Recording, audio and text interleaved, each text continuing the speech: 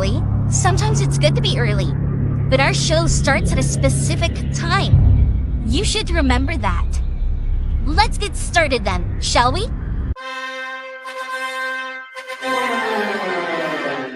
Dillon, I don't give a what you think about a co-host and freshen up my show. It might not be flashy, but sometimes you just got to toss another person and make a statement. My show's about the people's podcast. Everyone has a voice. I don't need a co-host.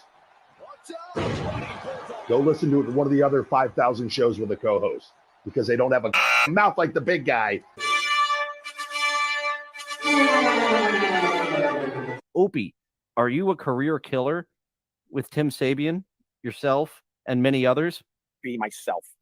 Never had real issues with those people. They just understood that I was a different bird. The rest of them, though, I'm like, oh, shut up. I'm paying your salary because the ratings are so good, so shut up. Hey,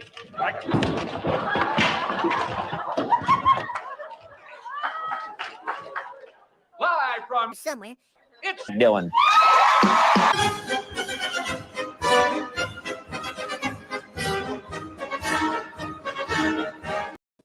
Good whatever to you, whenever you are watching this episode of Co-Host Auditions. I am your co-host, Dillon. Today's host is Tommatom. He has been inactive for a few years, but he has a concept that a lot of people have said I should get into. And by a lot of people, I do mean 6, because with my amount of views, 6 counts as a lot. After all, that is all the suggestions I needed to do the spinoff show of the St. Cloud Divorce Show. And that will be coming up tomorrow because the usual Steel Toe morning show shitting on, that guy's off. So why not do it on the days off rather than compete with him? So that will be tomorrow. Some more St. Cloud Divorce Show. But today we have porno plot reviews with Tommatom. And as I said, he has a winning concept here and he has censored it to make sure that it is okay for YouTube. It's okay for YouTube. YouTube. It's been on your site for years. You've got the original video that you haven't done anything to. So there is no reason to do anything to me, YouTube. Or am I just tattling on my buddy? I guess he won't be my buddy for long if I'm tattling and gets... Well, he doesn't give a shit about his channel. Why should I give a shit about his channel? He hasn't been there for a while. And usually I go to this view for my co-host audition, but I will go to this one. Yeah, let's go with this one because I do like to get videos where we have the host present, where we have him actually visible, but he's not visible on this one, but it is a great concept. Oh, and before I get into this, I must mention that I have dabbled in porno reviews before. Here are my notes from when I put on the character of Rusty. Hey, it's Rusty. And I don't think I have a good enough impression. People didn't know it was me at the time over on B Dabbler's show when I was making some phone calls going on about a year ago of Rusty. And he called up on an episode and reviewed Unnatural Sex 9 and also got in a review of the Girlvert series. So, and I was very happy. I didn't have notes of every single Girlvert, but OJ asked me of a number that I did take notes on. So that was both funny that I had an immediate response and accurate to the film of Venus in that Girlvert. She was breaking character, but it was still a really hot scene. Yeah, I don't have a good enough impression, I believe, to pull that off anymore. And the Inspector Wayne, Investigator Wayne, I called in recently. I don't think I have a good enough impression of a voice to mask that that's me. But yeah, I'll have to let B Dabbler know that this was Rusty doing those porno reviews. But we have Tommatom here. Kick us off with this classic porno adult film triple X review of Lemon Stealing Whores. This is an absolutely iconic scene.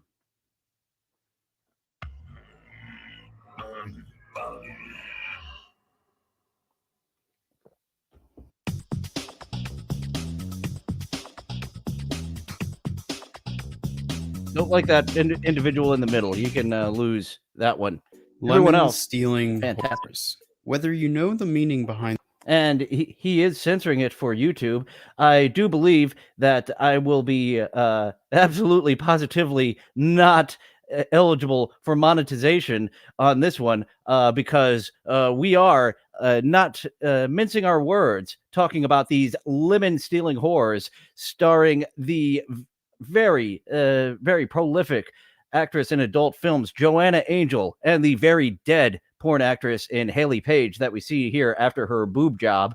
And yeah, what knockers. That was a definite upgrade that Haley Page had to her career before her boyfriend was went all as you would expect a porno star's boyfriend to go on her. And so unfortunately, no. And there, I have said for quite a while, the horse-faced insult really isn't an insult coming from me. There's something about a long face that I enjoy, but I do have to point out a very horsey teeth when I see them. So she really doesn't have the long face as much as she has the horse teeth going on there. So she got in the right industry to get fed some carrots on a regular basis. these 3 words or not, they're guaranteed to pique anyone's interest. To those who understand its cryptic title, it brings joy and laughter, and to others who are unfamiliar with its claim to fame, it brings mystery and intrigue. And Joanna Angel doing a very bad job, making it look like she has some testicular cancer there. That's what testicular cancer does to your balls, right? It inflames them to a degree. That's why Tom Green told us, hey, boys, feel your balls, touch your balls. That way you won't get cancer. Who could these lemon-stealing whores be, and what is their ultimate goal? Lemon-stealing whores went viral many years ago due to its silly premise, but apart from its release date in 2007, some of the actors that were in it, and the low-quality copies that circulate around online, there isn't much you can find out about its creation. If you ask me, this only raises the mystique surrounding this classic, and I'm all for it. Welcome back to Porn Plot Review, everyone. Ooh, Jenna Hayes was in the Star Trek porn. I imagine you reviewed that on your channel as well? We will have to revisit Tommatom and tell him, hey, you had something going here, Tommatom. Oh, Jenna Hayes, me gusta más. She did not get the boob implants at any point, but she was still quite the porn all-star. Along with Taylor Rain. I think of Jenna Hayes and Taylor Rain. I don't think they ever did a scene together, but small-boobied superstars of the genre. Taylor Rain, you might recognize that drop from Howard Stern and others. She was the it's kind of creepy when I do it, isn't it? And today we're going to squeeze out every last drop of plot from this film to see if its fame is warranted. As always, we'll be critiquing the storyline while disregarding any pornographic content within, starting with an analysis and then, of course, ending with the review. Without further ado, so Nimrob has seen multiple of the Star Trek parodies. I have not seen any of the Star Trek parodies. Actually, I didn't go down that road. Once the XXX parody genre really became a thing. Oh, and Nina Hartley, once she showed up as, I saw a clip of her as Mrs. Foreman in that 70s show. Woo! She really hit the wall at some point, didn't she? So went from the MILFy genre to the Gilfy genre in a blink of an eye, as far as I could tell. interruption, let's celebrate and suck some dick. Jean-Luc Pickass. I imagine Jean-Luc would be a homosexual. I do see one with, would Captain Janeway get herself a coffee enema in those? She was quite the fan of the coffee. Our story. Fucking the holodeck. Everyone fucked the holodeck in Star Trek. They were kind of sly about it for a little while. Even at the end of the episode, there's one episode where Riker is all hot and bothered, and he says, exasperated, if you need me, I'll be in holodeck 3.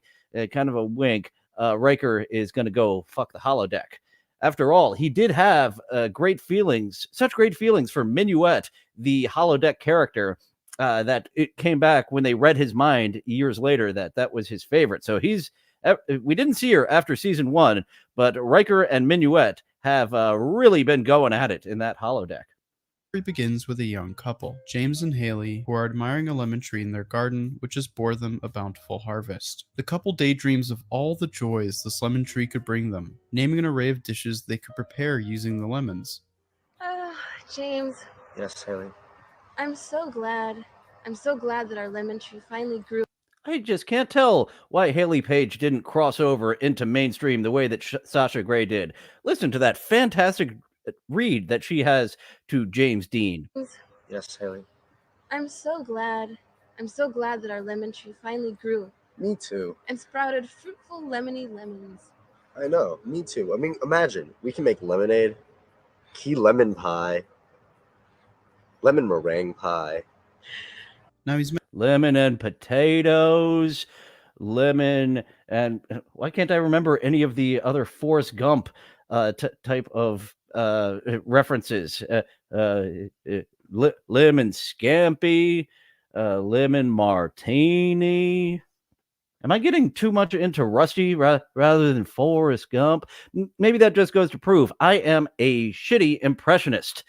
And yeah, those who can't get off to dead ladies, no wanking it to Haley Page. He's mentioned a lot, and you can see her pre-boob job. She is an attractive lady, but boy, those knockers after the fact. Hey now, I don't care if you're dead. Very, very much like Paulette Goddard, 1920s Paulette Goddard. Hey now.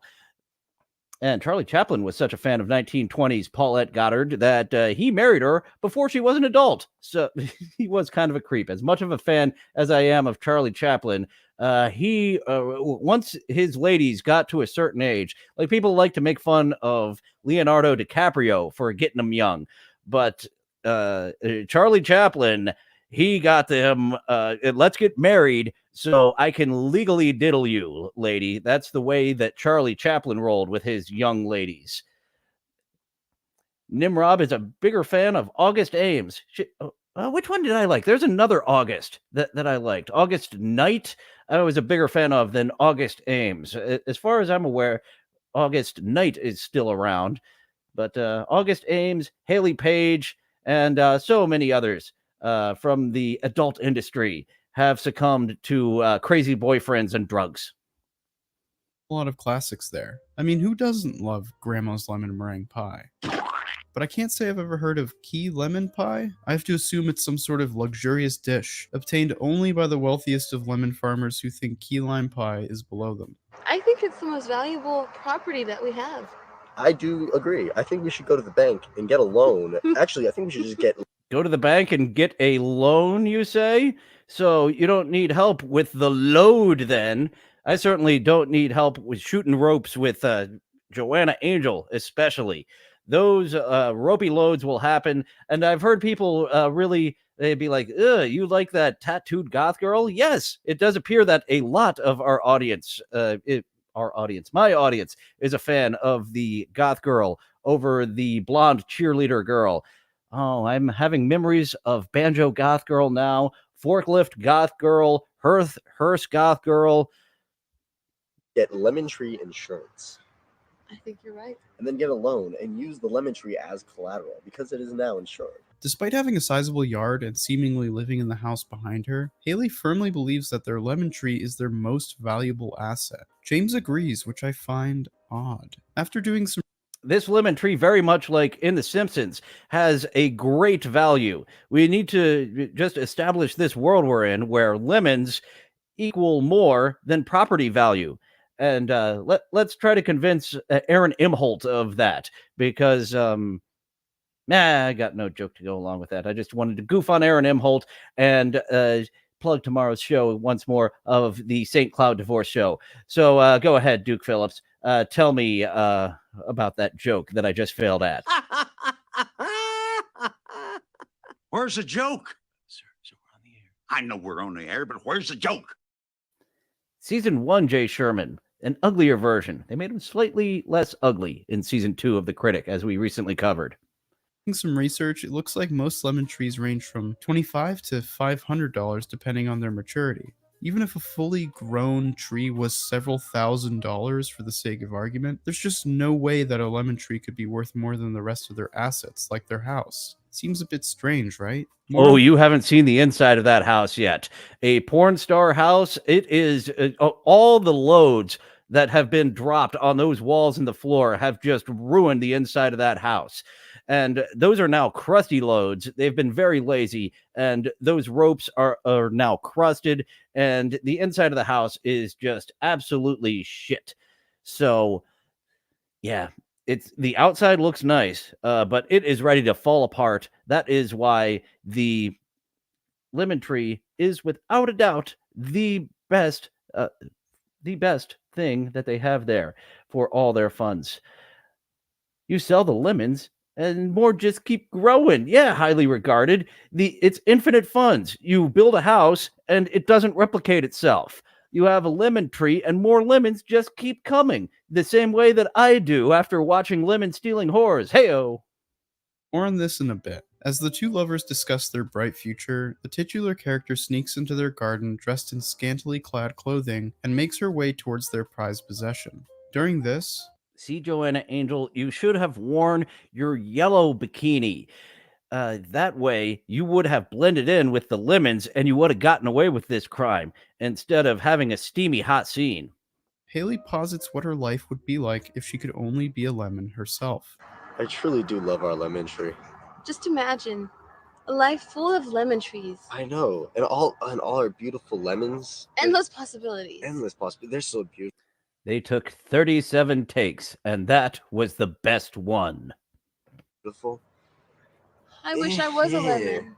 You wish you were a lemon? If you were a lemon, I would put you on my shelf and cherish you like I cherish all our lemons. That's so beautiful. I try. What we hear next? Oh, she was taken from this world too soon. Every read by Haley Page is just a masterful one. And Nimrob, also a huge fan of Joanna Angel. She is very lightly tatted compared to what she is today. That's absolutely correct. And what was it? Our buddy Luigi Greenberg, not a huge fan of highly tatted ladies, especially on the boobies. So he would be more of a fan of Joanna Angel at this time versus currently, where double sleeve illustrations on the knockers. And I believe this is... I wish I was a yeah, lemon. if this is a boob job on Joanna Angel, she has got them upgraded since then, for sure, as well. You wish you were a lemon? If you were a lemon, I would put you on my shelf and cherish you like I cherish all our lemons. That's so beautiful. I try. What we hear next may be the most important That's so beautiful line spoken in Lemon Stealing Whores, because it acts as a major lore dump to what's going on in this world and provides some much needed clarity. I only hope that the whores aren't stealing our lemons. You know, those naughty whores always steal lemons. We do have a couple lemon whores in this community. Those damn lemon stealing whores. Hate them. Thanks to this, we might understand a bit more as to why Claire and James have been so thankful for this tree and why they value it so much. The plot thickens, people, and I have a theory brewing. Just as the whore is about to whisk their lemons away. And Joanna Angel, we do have half dead and half alive here. And the men don't count. Sorry, James Dean. In talking about the stars of this movie, you are a prop, very much like background actors are living props. You have half alive and half dead. And Joanna Angel, the proprietor of Burning Angel, to bring up and coming again and again porn stars who are very tattooed and very pierced, such as Lola Faye. Lola Faye and her heart boobies. Haley wisely suggests that they inspect the state of their prized possession. Because no one will take our prized lemons from us. Hey, has it been about 10 seconds since we looked at our lemon tree? It has been about 10 seconds till we looked at a lemon tree. Hey, what the f? And I do like that they established there are roaming lemon whores all around this neighborhood. It's a whore! Leading to the possibility of a sequel, which unfortunately we never got. It's a whore stealing our lemons! Spotting the culprit, our heroes run to the rescue of the tree. Here! James, give the lemons back! You can't have these, you These lemon are our whore! babies! Even when caught red-handed, the vile creature lies about what she was doing, validating James and Haley's concerns. I'm the lemon inspector. I am not a lemon whore. You have mistook me. Let me just inspect your lemons and give them the proper lubrication here in the bottom of my bathing suit, and I will be on my way. All along. Guys, these are my lemons. These are our lemons. No, they're not. They're the I saw you fruit taking them. And James teaches her a lesson she won't soon forget. I'm going to put these in safeguarding. You teach her a lesson about lemon stealing. Are you gonna steal lemons? Yeah. Why? Do not steal our lemons. I want Those are the our lemons. No, these are our. Come on, James Dean. You're named after the great actor. You can't break character like that. Lemons? Yeah. Why? Do not steal our lemons. I want Those are the our lemons. lemons. No, these are our lemons. Come here. After her punishment, She was administering the lemonade, and she was going to put them back. And I imagine this is going to be a lot of the rest of the visual for this, which is another reason I do have to take points away, Tommatom, for not having your face to make this visually interesting. The original, very visually interesting. James' humanity gets the better of him, and he shows mercy. He strikes one final bargain with her, which she is reluctant to keep. Don't ever try to take our lemons again. You can have that one. Thank you for the lemon. I'm gonna steal lemons every day. And just as quickly as it She's talking to the camera there, very much like a sitcom. When you just turn your back on the other characters, no one can hear you. She's talking right to the camera, and James Dean can't hear. I'm going to steal lemons every day. Little does he know, I like being penetrated in all the holes. it began, the tale ends with good prevailing over evil.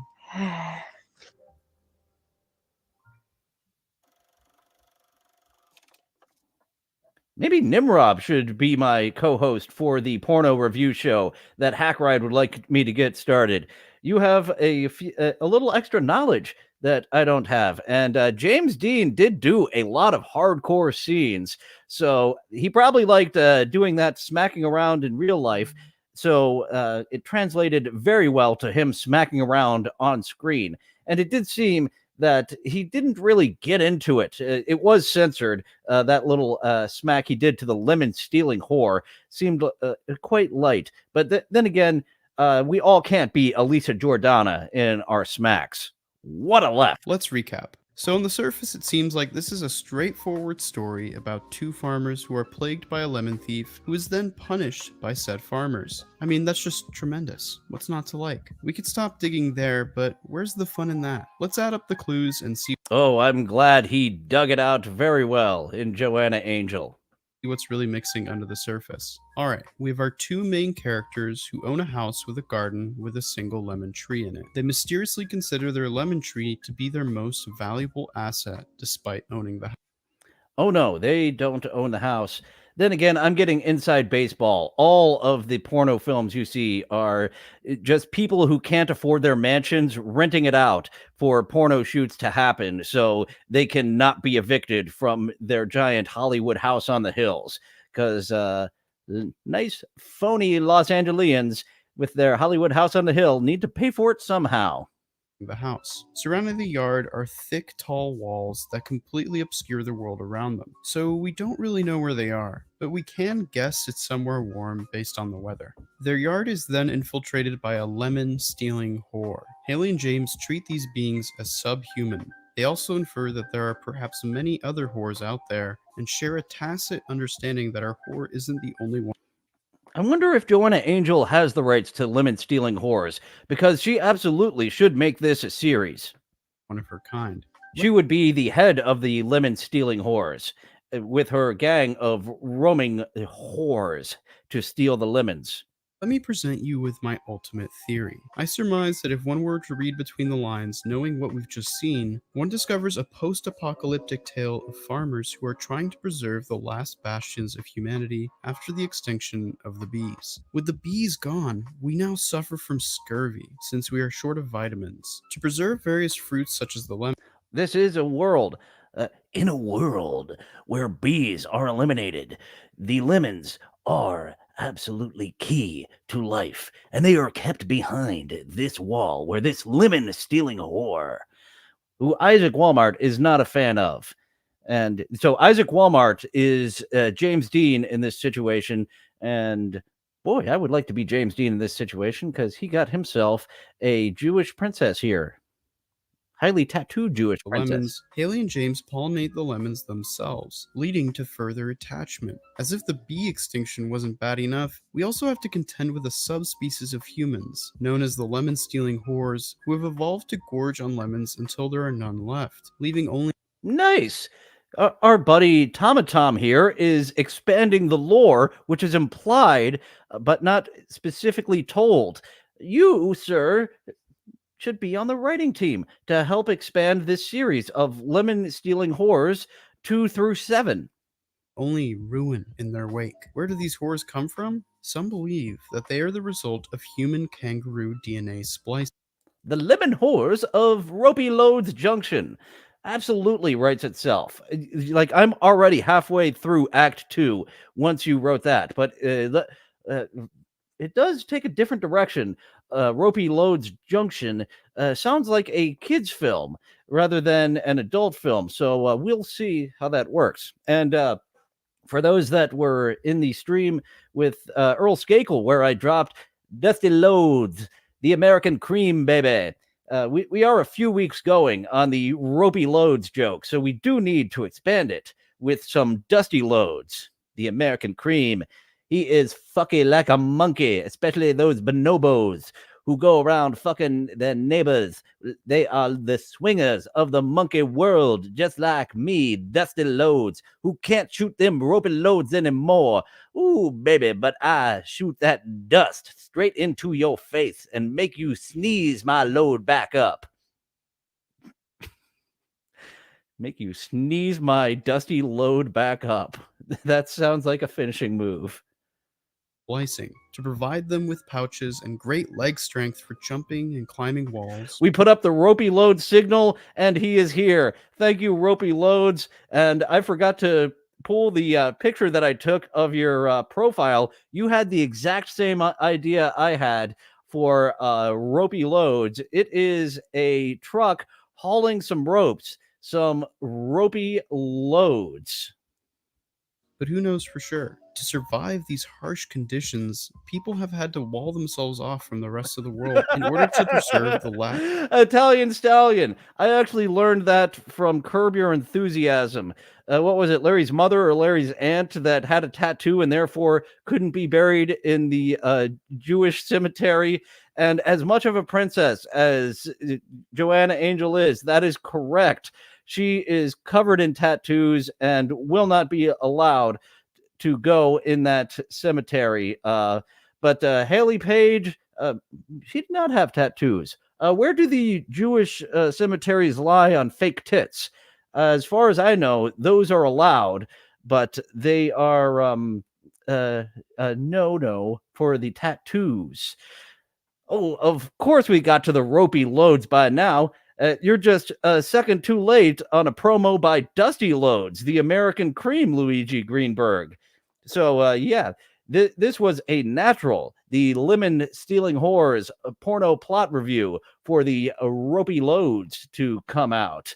And we have, whichever one of you have your alt as Ropey Loads, thank you for changing that to that. You also dropped into the Earl Skakel stream where I was dropping Ropey Load references.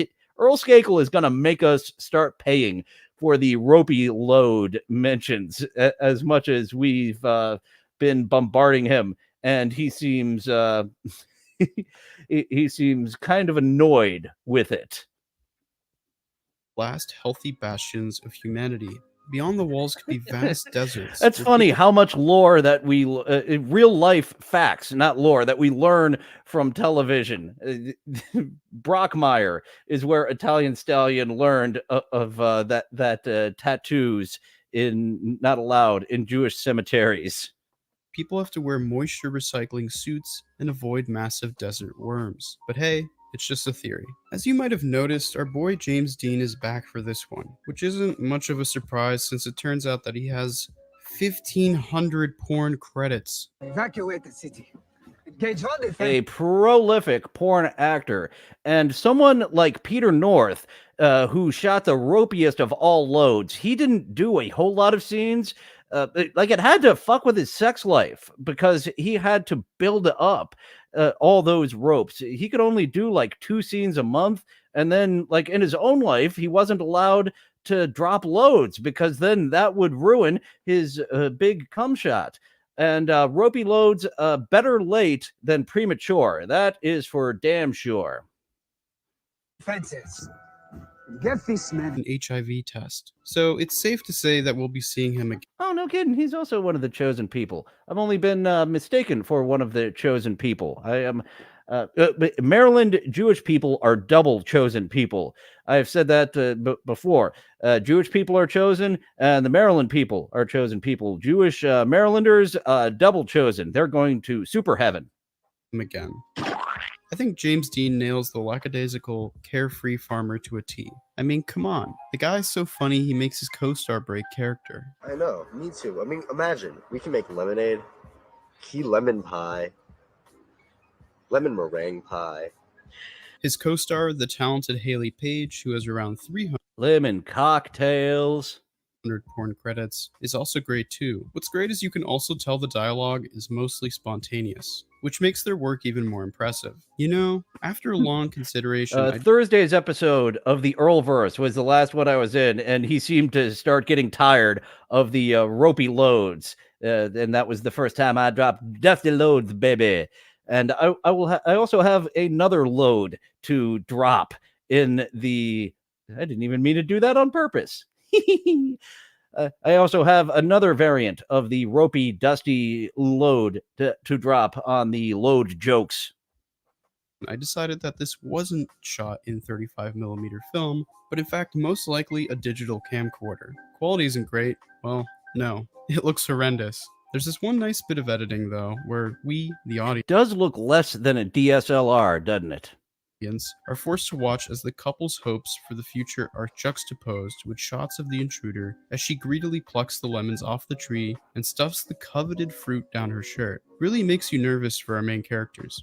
In terms of setting, they actually shot a scene outside in a porn film. Not some dingy set or rented mansion, but the real world. That's new for this series. Oh, that house was rented. They needed help paying for that. That's definitely in a more expensive neighborhood than it should be, because that is the prices of Los Angeles. And it's nice that Luigi Greenberg has been doing some research. I'm going to have to get some more celery and do a little test of my loads before and after, since that appears to be a trick that was done in the 70s. So, yeah, let's all experiment. We'll drop a load.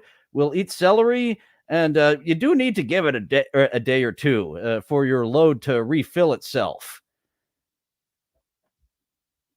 Series, and I'm all for natural light and sunshine, all of The Revenant. God bless them. They even went through the effort to find a yard with a lemon tree in it. Is it even real? Whatever. Doesn't matter. It's there, and it worked.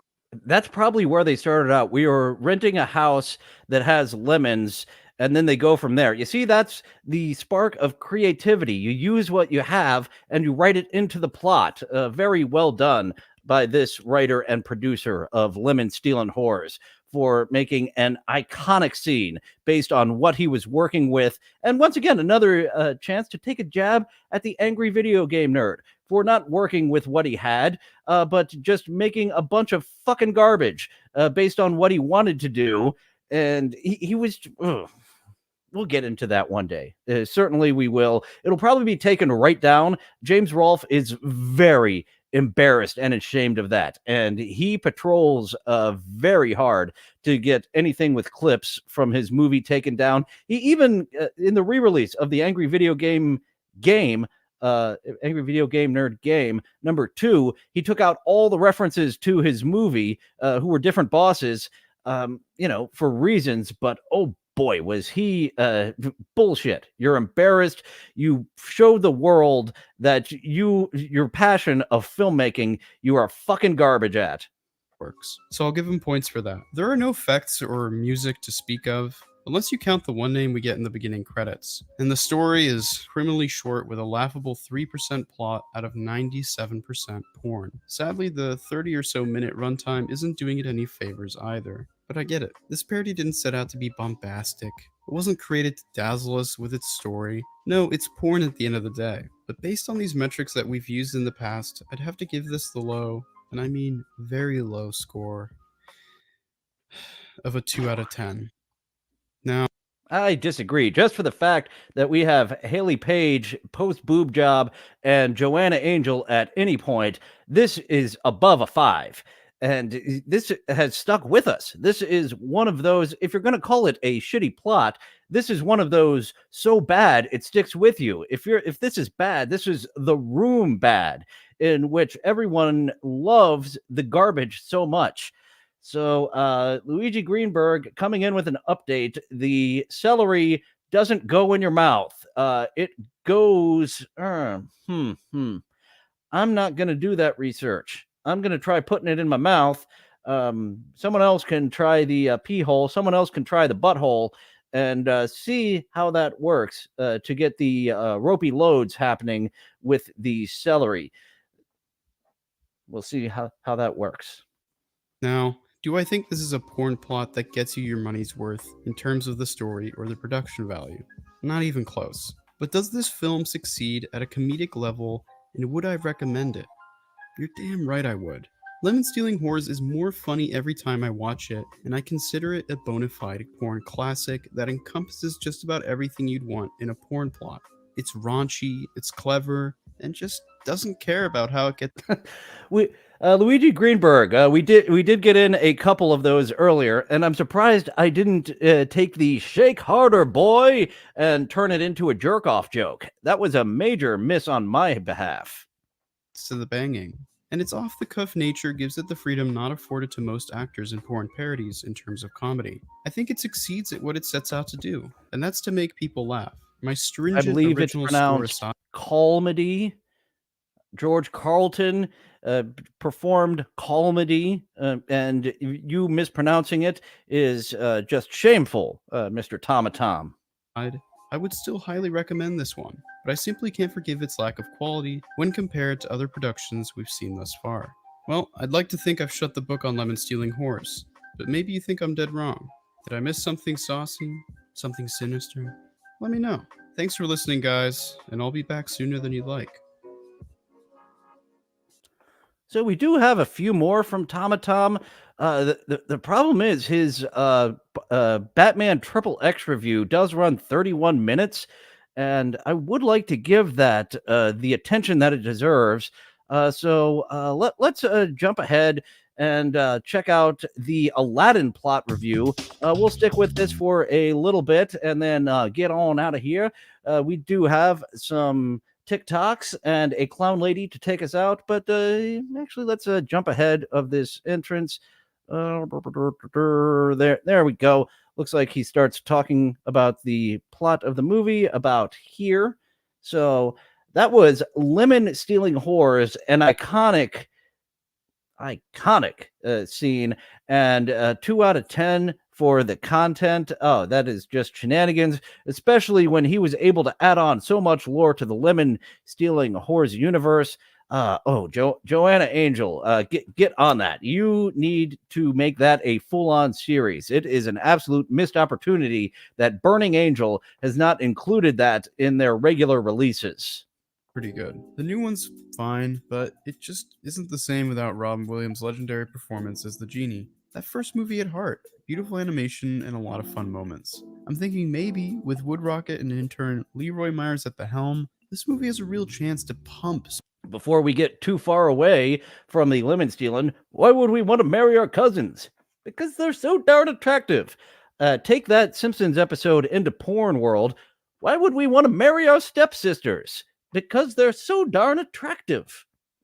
Writes itself.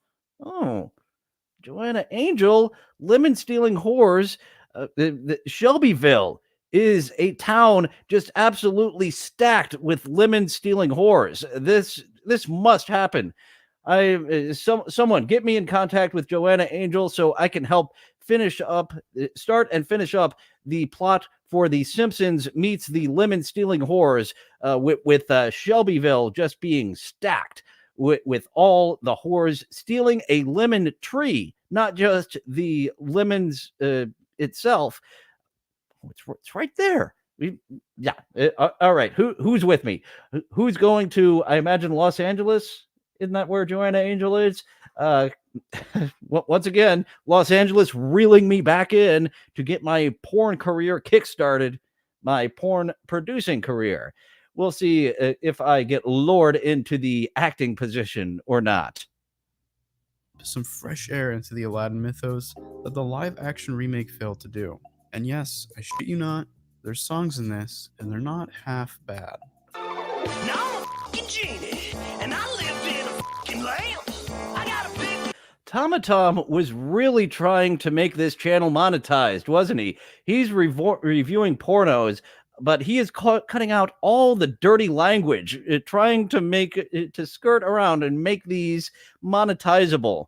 I think you got to throw in the towel here. But as I did learn, judging by other channels who bleep out the F word for homosexuals, oh boy, come on, I can't say that.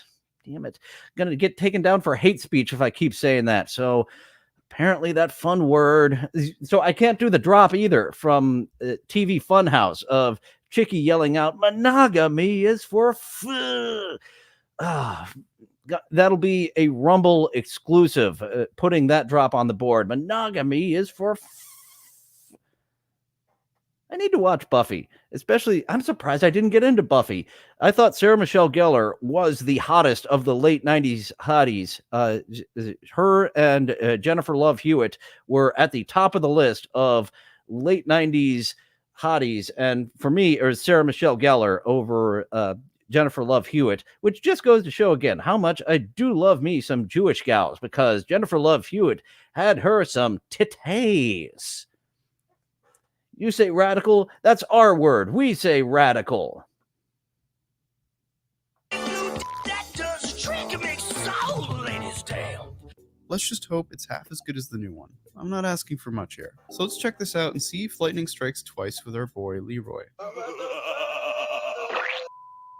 Aladdin opens up with some tasteful shots of Middle Isaac Eastern Walmart music. going for Tiffany Amber Thiessen, absolutely acceptable, because she stuck around for a while. She went from Saved by the Bell to 90210, and she had that shitty TV show that McG was behind. Oh, God, that was fucking awful.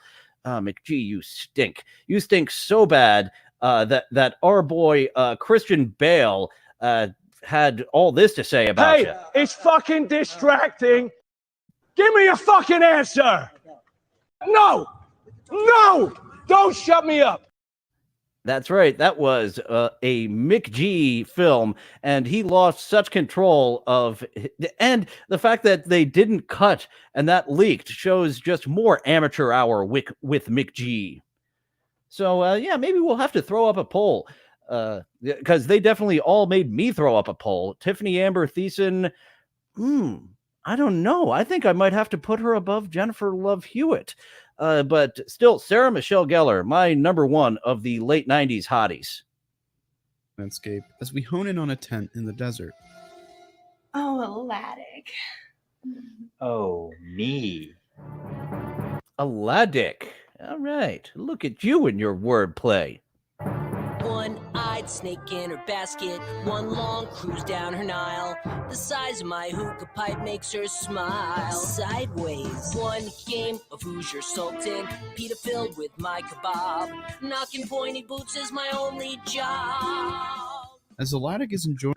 I love that I could kind of sort of tell what was happening behind that obscured censored mark.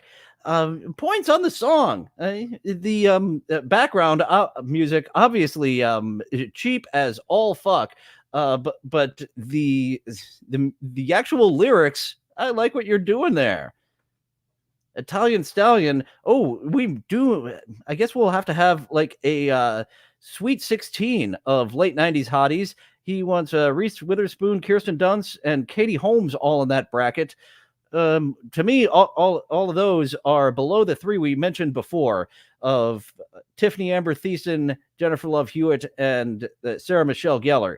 If those three were to match up against those three, Italian Stallion, I am voting the former. And Eliza Dushku, she was around then. I guess she was.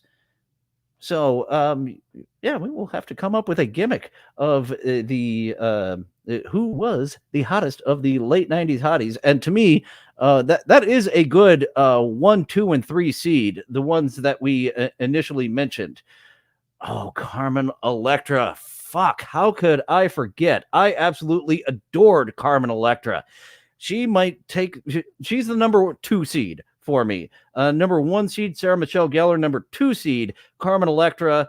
Number 3 seed, Jennifer Love Hewitt. So we're going to have to get on this bracket of the late 90s hotties that we all dropped all kinds of ropey loads until we were out of ropes and started shooting dusty loads. And after dusty loads, it was just out. Enjoying himself, his mistress's husband returns home. Hi, honey, I'm Ted. Honey? Rather than lament about this problem Hi, honey, I'm Tent. All right. Give you a little clap for that gag there. Normal conversation, Aladdin carries on singing when confronting his lover about her husband. You said you were single.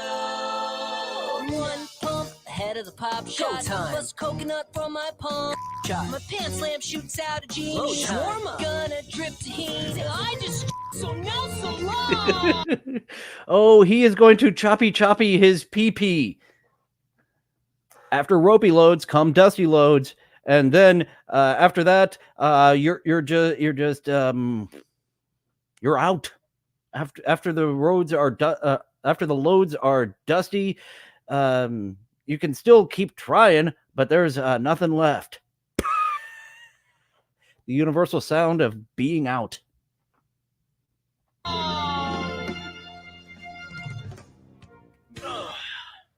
Aladdin escapes to pipe another day, leaving the tent as we bring our attention over to the royal palace, where Princess Jasmine pouts over not having a man who can satisfy her romantically. Raja, Jasmine's pet tiger, who is... Oh boy, if this was the 1970s, Raja would have a scene. Taken the form... They would dress a pig or a dog up in a tiger outfit. Was it the 70s which they made that illegal? Which good for women everywhere of them making that illegal in the United States. A woman enters the room to console her. What's wrong, Jasmine? I'm so depressed. You 20th century millennials with your worldwide sand and your face scroll. In what will be the first of many meta references to Aladdin, Raja suggests that this was a whole genre. Nimrob, not sure how to beat off to something like this, but the XXX parody, that was a thing quite for a while. It was one studio putting them out one after another, and it did have an audience. I don't remember them doing a Three's Company one, though. To me, that's the one that I would really like to see, especially with Mr. Furley and Norman Fell, Mr. Roper. Ooh, Mr. Ropey Load. That Jasmine might be feeling blue because the live-action Aladdin failed to recapture the magic of the original. Are you depressed because they made an unnecessary live-action remake of a close-to-perfect animated movie? No. I'm depressed because I'm supposed to screw a prince, but there just isn't one daddy enough for this royal bone. You should just go for a younger man.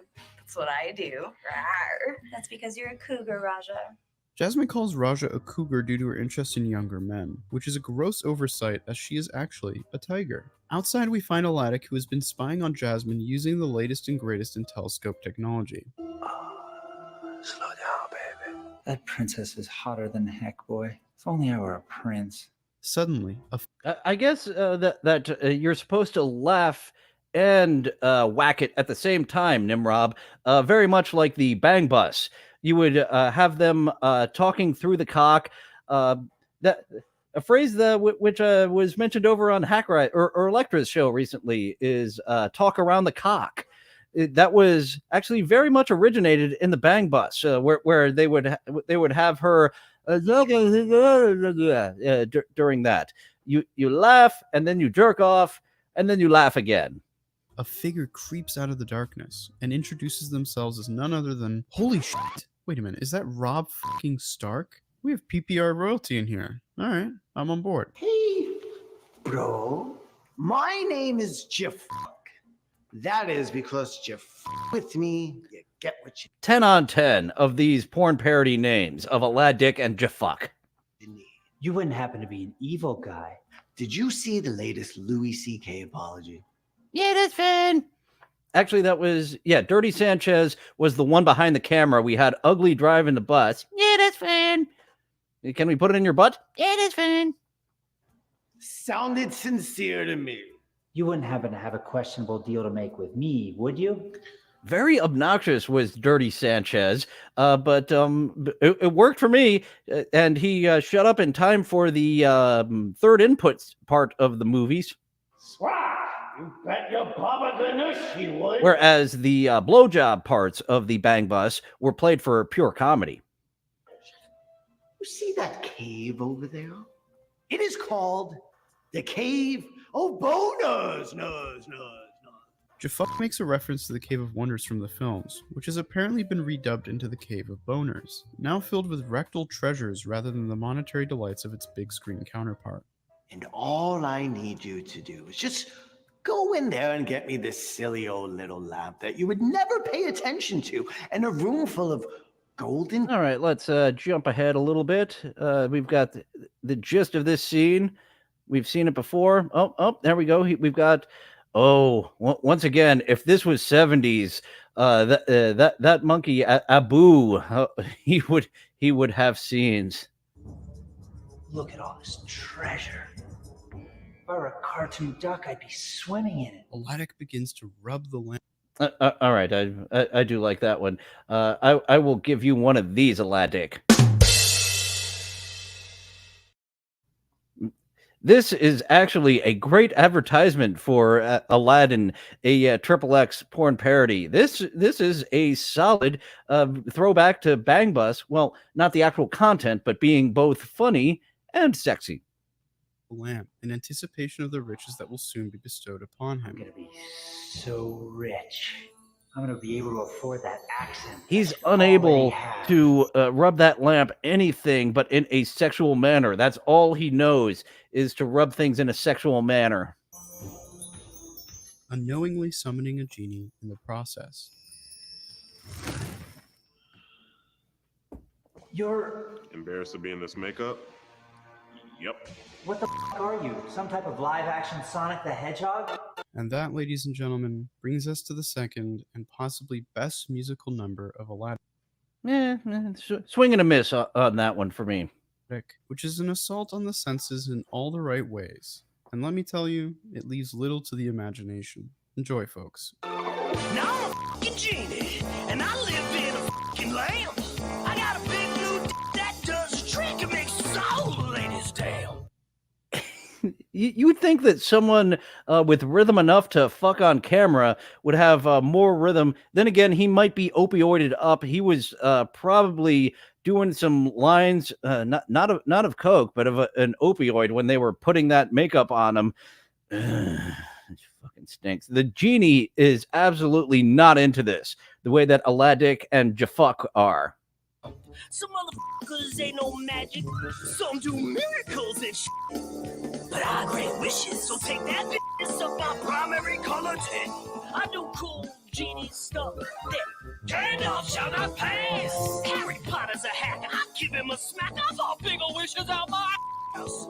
After the genie has raunchily introduced his powers, mentioned his genitalia countless times, dissed Harry Potter, and told Aladdin that he can make any 3 wishes he likes, we find ourselves back in Jasmine. Really, you're going to skip on how much that this is the plot review. This is your thing, Tommatom. You're not going to mention how much the genie does not give a fuck about this role? Jasmine's palace. We see... He does not give a fuck. Isn't that right, Christian Bale? This is the second time that he doesn't give a fuck. Aladdin, who looks like a new man, decked out in finely garnished robes and princely attire. Lovers of the film here realize that Aladdin has wished to be a prince so that Jasmine can marry him. After decking out our hero, Genie proceeds to drop the hottest hype track of all time in a song called Prince Aldi. Prince Aldi. Prince Aldi is down to his knee and back to his zipper. Oh, he doesn't even need to shoot ropes. His wiener is a rope. Long pricks real thick, as thick as a tree. As long as It looks like they got all the fun rhymes out in that one song. These Genie songs just aren't fun, and the Genie also does not give a fuck. thinking it's hard, so strong it always stands guard, so famous it's got headlines on TMZ. His big boss so big. You're losing me. The Genie is really bringing this down. The way that the Genie was Robin Williams in the actual film, the Genie here in this film is doing the absolute opposite and making this a big old dud. Up next, our boy Jafak returns to cash in on his investment as he tries his best to sway Princess Jasmine to, have sex with him. Wow, princess. What is it, Jafak? Are you really about to this guy, Prince All D over here? Wouldn't you rather somebody more evil? Evil can fuck. That's just a fact. Evil can fuck.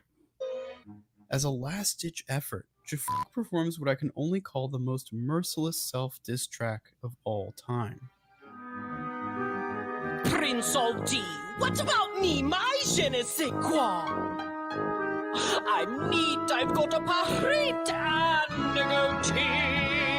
I think you may like my dick. I'm hung just like a tick, it'll easily fit, but give you Lyme disease. Why not? Finally, Jafak tries to betray Lyme disease? Not lemon disease? So we can make a callback to the first iconic film? By revealing his true identity like in the films. But this guy doesn't really know how to read the room because that doesn't seem to be Jasmine's main priority. Dick the size of the room is her first priority. That's okay. I'm cool. That song about my weird dick didn't. That was a song that sounded just like Saddam singing to the devil. You are absolutely right, Nimrod. Never trusting you again. What if I told you that Prince All D wasn't a prince? That's okay. I guess I'll just be on my evil way then. See you later, AC Slater. I blame you. Once again, going back to Tiffany Amber Thiessen. Your song sucks. With Jafak cocked and Aladdin ready to be, our hero is allowed to demonstrate his vitality and vim as the two lovers finally make love. The end. All right, so that was the whole movie. Not as epic as we would have thought, and that Genie really brought the entire thing down. That guy, he must have been packing. Did we get a Genie scene? Did I skip over that? It didn't seem like the Genie had a fuck scene.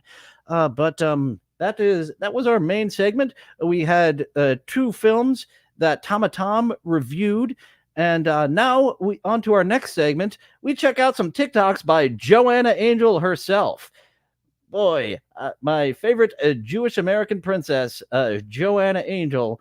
You me gusta más, Joanna Angel. And as we see her here with her new boobies and new tattoos. Oh, I thought she had the illustrations on her tits. Maybe this is a little older than I realized. I could have swore she got the full chest illustration done on her. People think that I'm slutty because I have big breasts, but it's not true. I'm slutty because I have low self-esteem. Good to know. And that does go along with what we know about sluts. No matter how hot they are, the hotter they are, in fact, the lower the self-esteem. self-esteem. Happy Valentine's Day. Aw. Make sure you put them in water. Or, She's starting to look a bit milfy nowadays, isn't she? No longer being the young lemon-stealing whore that she once was.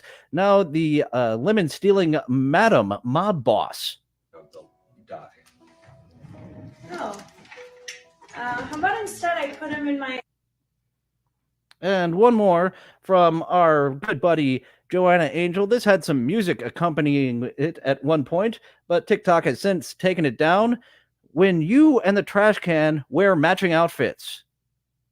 So there we see the trash can, and there we see her wearing a trash bag. I think she wore it better than the trash can. And before we go away from Joanna Angel and her Twitter account, the description that she gives of herself is professional lemon thief. So that is something that has stuck with her entire career. And now, to take us out, a clown girl. We have Leave It to Tegan. Tegan here, showing us a little bit of clown ladying. I was supposed to be doing a cool goth makeup look, but I turned into a fucking clown! You don't do that clown honk as well as some of the other clown girls we heard, but then again, that was a failed goth. Goth going too far turns into clown, as we see here in another one of Tegan's videos. At first, I was like, feet, as a joke. But bro, I don't think it's a joke anymore. Initially, the clown girl was all a mistake, but now she got roped into clown girling, and here she is as a cupcake clown. I wasn't flirting. I'm naturally adorable. If you have a problem with that, take it up with God. And one more from Leave It to Tegan. And didn't she have bigger knockers than that in the other video? Let's go back to this one and check it out. I was supposed to be doing a cool goth. Okay, I guess her boobies were in a, yeah, you kind of see them. I think she got an upgrade to those knockers. This video is a bit older than the rest, looking very much like Haley Page before she got the boob job done, and she is not a horse face. She is get the cow photographer out. We have a cow on the loose. Did you guys know that Wade Wilson's biggest fear is cows? Because I love that fact, because like all I can think about is Domino showing up to like a Halloween party as a sexy cow and him just losing his shit. And gosh, do I love me a nerd girl clown who knows some of the lore there of Wade Wilson. And yeah, look at those. She got those done. That's what I was looking for. And here we see that she got roped in to being a clown girl. And I'm a bit late on this one. So that is it for the episode today. I am just going to stare longingly into the face eyes and chest eyes here of Tegan a little bit longer for Luigi Greenberg will not be able to overcome the voice on Tegan. But we do have, she is both a goth and a clown girl. She was trying to be a goth girl and then whoopsie, turned into a clown girl. And yeah, that is Tegan. She also has some other weird stuff that she does, but it's actually even more annoying than that. So yeah, Luigi Greenberg, you will not be a fan if that lower tier annoyance is already too much for you, because she gets a hell of a lot more annoying. Yeah, you run over there, Luigi. Ugh, gross. I need to stop doing that or wear an undershirt or something. But that was the show for today. Luigi Greenberg is running away as I am going to stick around here and look longingly into the eyes of Tegan there. So Tomorrow, return of the St. Cloud Divorce Show. That got me a shitload of subscribers compared to what my channel is. So that was a winner. It is divorce season. It is the time to goof on Steel Toe. That is very much in demand. He has gone full dark side Phil. He should get a job, but he prefers to beg online, to pretend to be a broadcaster still. And April LaRue, her eyes have opened despite whatever drugs she has taken, and she sees her husband for what he is. And we will get into a little bit of that tomorrow with clips from Hackverse Anonymous, Sam V, and My Lost Interest. We also might play a little bit from Citizen M. He has some fantastic videos. He puts in a heck of a lot of work, and those are works of art, Citizen M. Whereas My Lost Interest, just clips and documents, here's what it is. Citizen M doesn't put himself in the videos. He does a lot of editing and puts in a whole shitload of gags. And that came out a day before. The one that I might sample yesterday, the St. Cloud Divorce Show, was his divorce in the Dabbleverse. So we all see it, Aaron.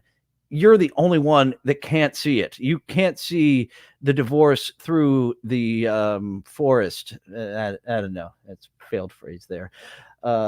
So the Old Spice antiperspirant, I shall give a try, Italian Stallion, because mine is supposed to be an antiperspirant. So either it doesn't work or my pits are just that fucking nasty. Oh boy, I've drove off some people with that, didn't I? That's right, Spurg Snake. April is off the payroll. We'll probably get into the budgeting tomorrow of Aaron talking about how April is off the payroll, and it costs less, so we can drop the goals, but we won't for now. We'll reanalyze. Put her back on the screen. I am almost finished. Absolutely. Here's a little bit more, and that chat is covering those knockers there. Me gusta Tegan. That voice, very curious if I could put up with that voice, because yeah, that was quite grating. But she's I'm distracted by titties. Very well done. Sometimes the boob job is silly, but very much like Haley Page, that boob job completed your look, Tegan. Thank you for showing up in clown face with some big old knockers there. And I'm signing off for the... Oh, I didn't do the shill segment. Oh, but that covers up her boobies. So you'll have to work around the shill segment as I ask you to like, subscribe, hit that notification bell to remind you that I go live Tuesdays through Thursdays at 11:30 a.m. Eastern. TikTok around the clock will be Thursday this week. And we have some more ladies. And actually, I'm re-editing one. I'm kicking off one of the segments. They were too similar, and we've got some variety. Taped one last night. And like, subscribe, notification bell. Chatting helps. Thank all you beloved chatters for chatting here when the video is down. The comments also help as well. And to that guy who asked who the big-tittied lady was with a comment, and I responded to you, and then you deleted your comment. You're a shithead. That comment helped the video get out. You got your information of that big-tittied, big fake boobied lady, and then you went away. So boo to you. I gave you the information that you were looking for, and you took away your help of my channel, of that comment. So this has been a healthy episode with healthy jugs, and that is all for today. 11:30 a.m. Eastern, coming at you again for the next 2 days. But that is all for today. Thank you all for joining. Now feel free to go away. Well, it looks like that's all the time we have for today. Thank you for going on this adventure with me. It's fun being with friends. I'll see you next time. Bye now. Bye for now. Toodaloo. Au revoir. Auf Wiedersehen. Ciao. Ding dao day. Places all. All join hands, circle left. Now circle right and listen to me. LS, MFT. Elementary corners like swinging on a gate. To right to your honey with the right to left date. Grand right and left around you go. Lucky strike means fine tobacco. Meet your honey and give her a whirl. All swing around with the little girls. Smoke 'em, then you'll see. LS, MFT. Promenade and don't you fall. Promenade around the hall. Lucky strike is first again with tobacco men. Promenade straight down the pike. It's time right now for a lucky strike.